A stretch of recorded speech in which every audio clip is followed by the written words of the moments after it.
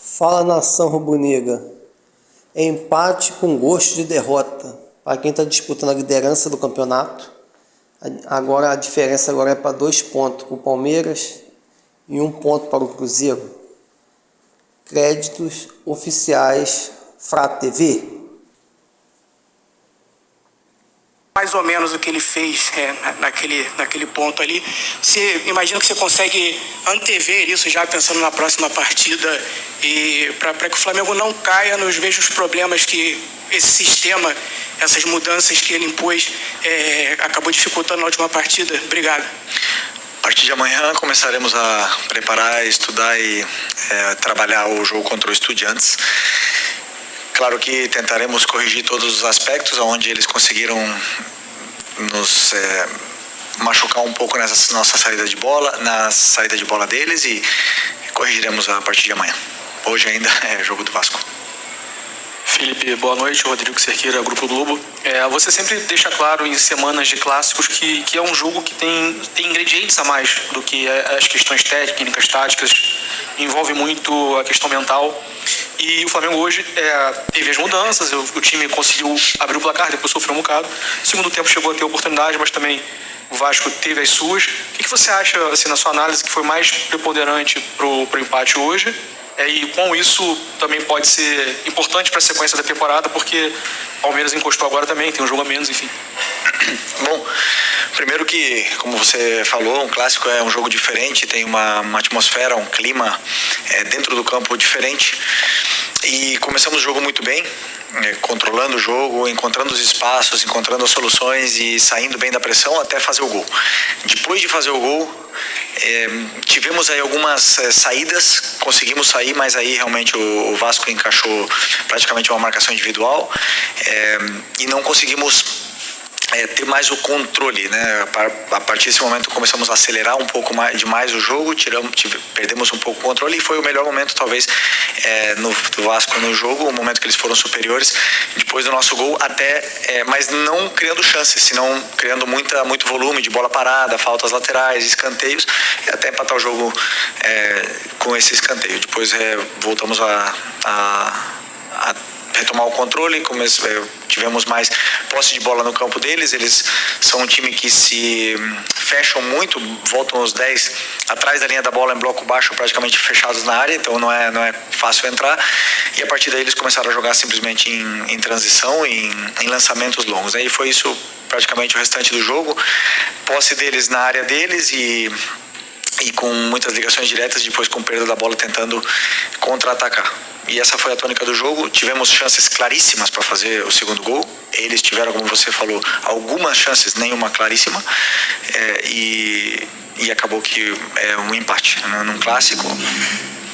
Como nós não contávamos, queríamos vencer o jogo, mas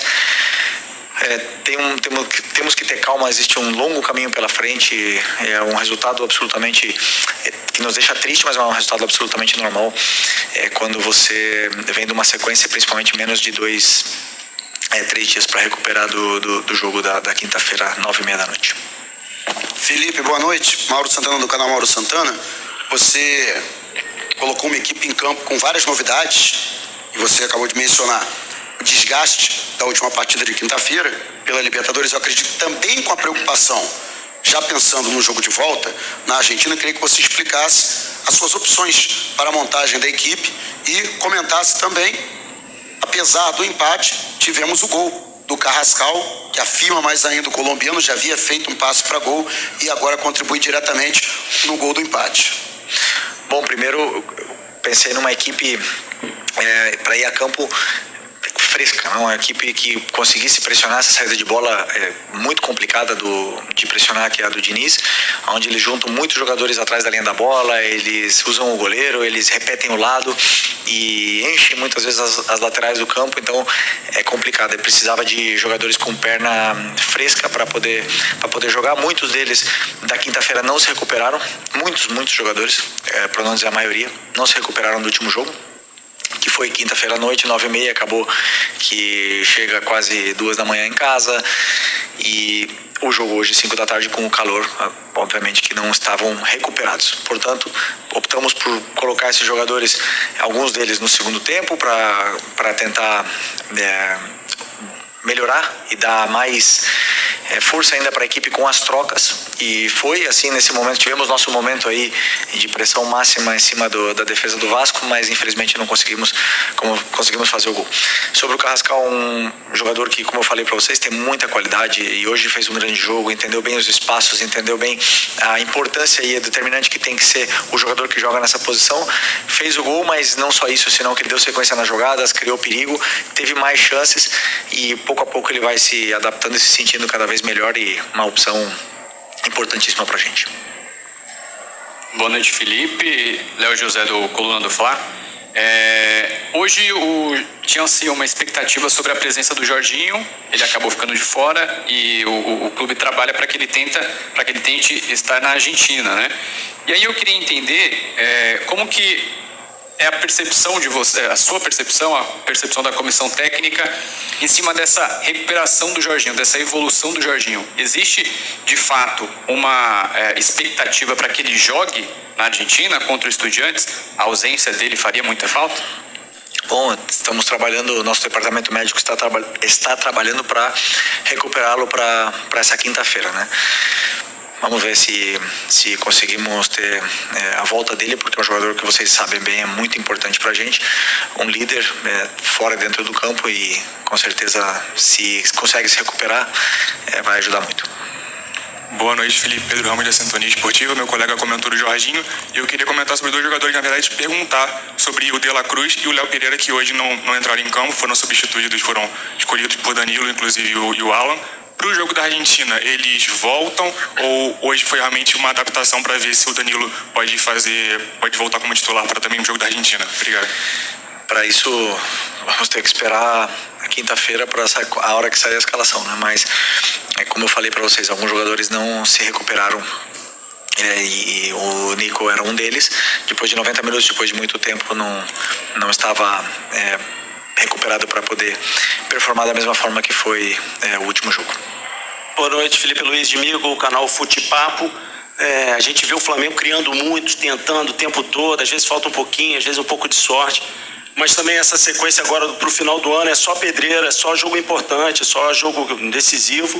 O que você pensa aí que você pode fazer para deixar a galera mais tranquila e até encarar essa maratona final para conseguir o objetivo aí de ser campeão? Não, como eu falei para vocês, calma e tranquilidade. Os resultados a gente não controla, né? Nós não podemos achar que vamos ganhar todos os jogos daqui até o final do ano. Vamos trabalhar para isso, mas o resultado nós não controlamos. Controlamos o nosso trabalho, o nosso dia a dia e fazer com que os jogadores continuem acreditando nesse caminho que foi traçado e que eles vêm seguindo e vêm performando de uma forma esplêndida, e não se desviar, não deixar que os resultados afetem na parte mental, porque muitas vezes acontecem as oscilações com a sequência de jogos, né? Então, nosso time está jogando bem, está criando, está fazendo grandes atuações, e entender que esse resultado de hoje temos que apagar o mais rápido possível para poder estar com a cabeça boa para essa volta da Libertadores. Felipe, Isaac Flavoz, hoje você mencionou a questão do fator calor, a questão também da renovação dos jogadores, mas eu observei uma questão um pouco diferente na proposta de jogo do Flamengo. Hoje o Rossi, ele deu mais tons para frente, procurando jogadas mais nas laterais, com os jogadores tentando quebrar a barreira do Vasco, e um meio de campo hoje também que não conseguia fazer muita ligação. Era realmente muito da defesa para o ataque, no caso o Vasco conseguiu taticamente mudar a forma do Flamengo jogar, ou hoje realmente você mudou a forma do Flamengo jogar para esperar de repente o Vasco ali entregar um pouco mais a bola e o Flamengo conseguir avançar mais? Não mudamos absolutamente nada no nosso modelo de jogo, só que os espaços são os que são. Se o adversário marca nossos volantes individuais, obviamente que o meio campo não consegue jogar, não tem como eles performar. Se o zagueiro salta nos nossos meias, e os laterais também saltam para fazer essa marcação individual, o espaço está nas costas, e os jogadores dentro do campo, eles têm que identificar onde está o espaço, não é chutão. Vamos de mais lançamento aqui, avisando geral o seguinte: quando você clicar, provavelmente vai cair um bônus pra você, você pode... Dentro do campo eles têm que identificar onde está o espaço, não é chutão. É um lançamento na profundidade, por isso a opção também é do Bruno Henrique. A gente sabia que eles vinham subir bem a linha e ele é um jogador um dos melhores que ataca o espaço da nossa equipe. E para tentar, com essa marcação individual, ia estar mano a mano lá atrás. Tivemos muitas vezes saímos dessa forma, porque não tem como jogar curto se o adversário iguala em todos os setores do campo.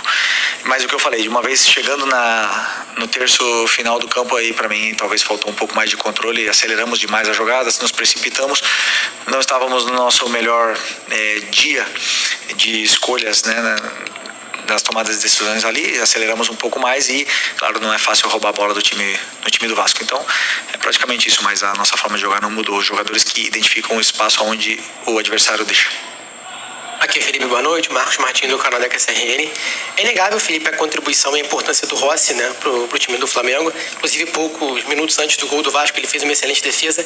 Mas aí, pegando o lance do gol do Vasco, aí não é o erro específico dele, mas novamente ele fica no meio do caminho, ele fica indeciso em sair do gol ou não sair. Isso aconteceu em alguns outros jogos também. Como você e a comissão técnica enxergam essas situações do Rossi nessa dificuldade de sair do gol em algumas ocasiões? Não, eu não vejo dificuldade, eu vejo que um goleiro que arrisca e sai do gol aonde o treinador dele pede para ele fazer isso, claro que em algum momento pode acontecer de ele ter dúvidas, de errar. O que nós temos que fazer é continuar trabalhando esse momento do jogo, que é a bola parada defensiva, para poder corrigir esses erros, né, que você bem citou, porque ele é uma peça muito importante nessa nossa bola parada e tenho certeza que vamos ajustar. Olá, Felipe, aqui, tudo bem? Boa noite, Júlio Miguel Neto da Rubro News TV. Ainda falando sobre a situação do Nico Dela Cruz, ele teve uma inatividade importante, né? E ficou fora das últimas convocações do técnico Marcelo Bielsa. Jogou esse último jogo, inclusive foi até o Saúl que saiu com dor no tornozelo, mas hoje não entrou, né? Você falou sobre a recuperação, né, da última partida que foi desgastante contra o Estudiantes. A não entrada do Dela Cruz também pode ser uma preparação, justamente se caso o Jorginho possa não vir atuar contra o Estudiantes, porque o Nico já não é de hoje que vem sofrendo com essas questões físicas. Um jogador tão importante quanto ele, mais uma vez, fica de fora, né? Ele não entra, não joga. Foi assim contra o Juventude, e aí você escalou ele contra o Estudiantes, e assim hoje contra a equipe do Vasco da Gama. Mais ou menos passa por isso também pela sua cabeça, caso você não tenha o Jorginho, poder entrar com o Dela Cruz, por isso não ter utilizado ele hoje? Não pensei no jogo da quinta-feira, pensei nos jogadores que estavam com pernas frescas, que estavam nas melhores condições para poder vencer do Vasco, né? Vocês dizem, e eu também afirmo, meu elenco para mim é o melhor de todos da América, eu tenho que usar esse elenco, e o Dela Cruz hoje não estava, e convoquei ele esperando que essa recuperação até hoje, para ver como é que ia ser a evolução dessa recuperação dele, do Arrascaeta, do Pedro, de todos eles, né? E infelizmente não estava nas melhores condições para poder jogar muitos minutos, então optei por não usá-lo. O que eu espero é que no próximo jogo estejam todos os jogadores à disposição, tendo 4 dias de margem para poder recuperar, então eu tenho certeza que todos eles vão estar à disposição, e se o Jorginho voltar, melhor ainda. Felipe, Raiza Simplício da Gol Brasil e da revista Placar. A gente viu, né, o Flamengo soltou um comunicado oficial dizendo que foi informado, recebeu um ofício da Conmebol que o cartão do Gonzalo Plata não foi computado, né? A informação que eu tenho é que não é que ele tenha sido anulado, é que ele não foi computado. Não sei exatamente a diferença, mas foi isso que me passaram da Conmebol. E aí, lá na Argentina, as pessoas, os dirigentes do Estudiantes, pessoas ligadas ao Estudiantes, estão dizendo que não receberam nada da Conmebol, que se isso acontecer, eles vão fazer pressão em cima da Conmebol, enviar o ofício contra. A gente viu que o Gonzalo Plata também jogou hoje 77 minutos, calor, aquilo tudo. Eu queria saber se você está contando com o Gonzalo Plata para o jogo da volta, né, pelo fato da Conmebol ter enviado esse ofício ao Flamengo. Como é que está essa situação em relação a isso? Bom, o Plata tem 23 anos, teve uma recuperação muito boa, tem uma recuperação boa para o próximo jogo e está à disposição, e eu conto com ele sim. Fomos informados de que ele não está suspenso para o jogo da volta, e uma coisa excelente, né, que isso aconteça, e até mesmo para que o Brasil, o Campeonato Brasileiro, também possa não sei, a partir do ano que vem, com essas mudanças na CBF, com o presidente novo entrando, com essa melhoria do campeonato, né? Não, cada vez que acontece um cartão injusto, num campeonato onde tem um calendário tão apertado, com 80, 70 jogos algumas equipes vão jogar, e é o único país que são 3 cartões amarelos para ser suspenso, então pelo menos que o cartão realmente seja justo, né? Quando seja injusto, que aconteça como aconteceu no último jogo, que ele não seja computado. Então uma coisa para a gente aprender e poder também evoluir no Campeonato Brasileiro, que seria muito bom.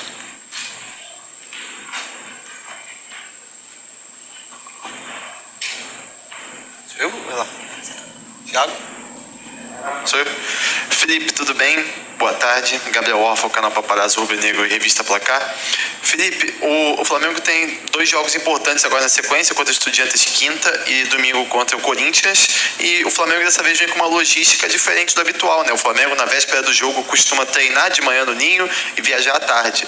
Agora o Flamengo treina terça no Ninho, viaja para a Argentina, tem treino no CT do Defesa e Justiça, depois vai para São Paulo direto, treina no CT do São Paulo. Como é que você enxerga essa mudança na logística do Flamengo? Você acha que isso dos jogadores estarem só entre si, junto da comissão técnica, também pode ser essencial, talvez para uma concentração maior desses 2 jogos que podem ser tão importantes aí ao longo da temporada? Obrigado.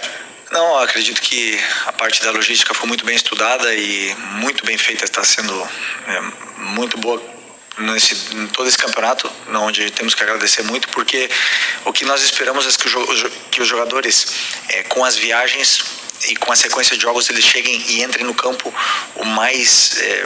o melhor possível, mais saudáveis e o mais, talvez, como eu venho citando, frescos, né, para entrar no campo. E a escolha por essa logística foi por isso, para que os jogadores pudessem ter uma recuperação completa da viagem, para que pudessem ter uma recuperação completa e não carregar muito de aeroporto, ônibus em todas as viagens, porque seriam muitas viagens e poucos dias para recuperar de um jogo para o outro. Então optamos por essa escolha que na mente é a melhor. Felipe aqui, boa noite. Felipe, pensando um pouco nessa maratona de jogos, né? E eu queria voltar no assunto bola parada, porque o gol que o Flamengo toma hoje de empate é muito parecido do gol que tomou contra o Ceará, que também foi um empate, ficou 2 pontos ali pelo caminho. Flamengo que briga ponto a ponto aí com o Palmeiras e com o Cruzeiro. O que você pensa em consertar, principalmente nessas bolas paradas, para que o Flamengo não deixe mais esses pontos pelo caminho e não perca mais esses pontos de agora para frente, já que todos os jogos aí, tanto da Libertadores como também do Brasileiro, são importantes? Obrigado. Bom, a bola parada, como todas as outras fases do jogo, são treinos, trabalhos e correções e correção dos erros e melhorias. Então agora nós vamos estudar junto com a comissão, estudar o que aconteceu, o que vem acontecendo. O nosso time é muito sólido na bola parada. Você citou esse gol do Ceará, esse outro gol, mas tomamos poucos gols de bola parada e realmente fizemos muitos gols de bola parada. Temos que continuar insistindo, correção do erro para poder sempre evoluir em cima de cada jogo que vai passando. Boa noite, Felipe. Aqui, boa noite. Cidão Marinho da Litoral News. O Flamengo perdeu 4 pontos para o Vasco no Campeonato Brasileiro, foram 2 empates. É um duelo de uma equipe que briga na parte de cima contra uma equipe que briga contra o rebaixamento. Você acredita que, com base naquilo que não pode perder de equipes da parte baixa, é algo que acontece porque é um clássico, e aí teve aquela discussão no início do ano, se era um clássico, se não era mais um clássico, ou a qualidade do elenco do Vasco também entra em ação para que esses resultados possam ter acontecido, de 4 pontos perdidos pelo Flamengo? Primeiro que o Campeonato Brasileiro é muito competitivo, é muito difícil vencer no Campeonato Brasileiro. Eu não sei, eu vi agora no celular que o Corinthians perdeu para o Sport, que é o último. É muito complicado, tem viagens, tem vários inúmeros outros fatores, tem jogadores grandes, o Vasco se reforçou agora nessa janela, o treinador do Vasco todo mundo conhece, o difícil que é jogar contra o Diniz, o tanto que ele melhorou essa equipe. E o fator clássico, Flamengo e Vasco sempre vai ser clássico, sempre. E existe essa atmosfera, esse ambiente diferente que muda os jogadores e faz que o jogo seja mais aberto, no caso, como foi o jogo hoje. Então, Infelizmente perdemos aí, como você falou, 4 pontos, mas é uma maratona, ainda são muitos jogos pela frente. O que nós temos que, como eu falei, é não entrar em desespero em nenhum momento, ter calma e tranquilidade, que os tropeços podem vir, mas que o time tem que manter na solidez, porque o resultado a gente não controla, e sim a nossa performance, que estaremos sempre mais perto de ganhar se a gente joga da forma que a gente sabe. E esse é o caminho agora com essa sequência de jogos que vem pela frente.